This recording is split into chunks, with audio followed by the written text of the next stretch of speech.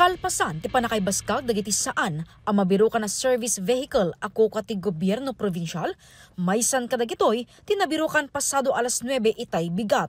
Iti investigasyon, madama ti regular anti-carnapping ken plate spotting operation ti Provincial Highway Patrol Group idinta adda dagiti lugan ang nakabalandra pakaybilangan iti maysa a pick-up iti paset ti Burgos Street iti Zone 5 Bangged. Iti panang beripikada ti dokumento ti lugan kadwa ti Land Transportation Office na kumpirmaran adaytoy ti maysa kadagiti unaccounted a lugan ti PGA.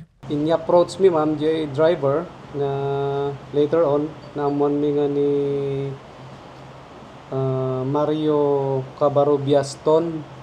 So in-inform mi ma'am isuna regarding jay traffic violation na for obstruction.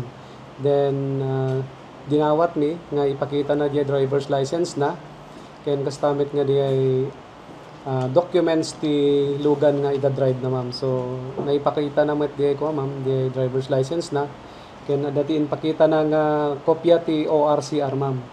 Then upon verification ma'am ijay ti documents nga ipakita na di ORCR, nakita mi ma'am nga nakanagan iti province of Abra jay lugan. Ti nakakabil yan ti owner's name na ma'am kit province of Abra. Then in verify mi jay plate number na ma'am. Nakita mi nga di plate number nga naka-attach FTI 428 ket han nga dayay ti plaka na. So another violation for use of illegal plate ma'am. Kasi base ORCR nga impakita na ma'am awan pa iti issued plate number dayjay pick up nga nabara nga ida-drive na. So upon further verification ma'am kadagiti chassis engine number na-impound ti lugan gapoy ti panagusar iti saan nga umno a plaka. Saan met adagos anaala daytoy gapo ta maipagrop nga intarayda ti tulbek. Through the initiative of the provincial government of the Abra, nagpadala da ma'am ti mang unlock ijay manibela nga with the representative of the office of the government of Abra tapno ma-unlock ma'am di ay manibela tapno maitaw madala from the place of apprehension ijay zone 5 aging ganad to opisina ni ma'am for temporary impoundment. Maragsakan met ni Acting Governor Attorney Russell Bragas ti panakarekobre ti maysa a service vehicle ti gobyerno provincial. Malagip nga apaman ang nagtakem kas Acting Governor Attorney Russell Bragas ket naiwayat ti inventaryo ken naging kadagitoy ket saan pay naisubli dagiti unaccounted a lugan ti PGA. We conducted a deeper investigation, pinarwar mi dagitoy no ayanda dagitoy nga vehicles, and it turned out nga dagitoy sumagmamanong empleyado ket nausar lang tinaganda nag-EMR kanyada they are not in possession of these vehicles.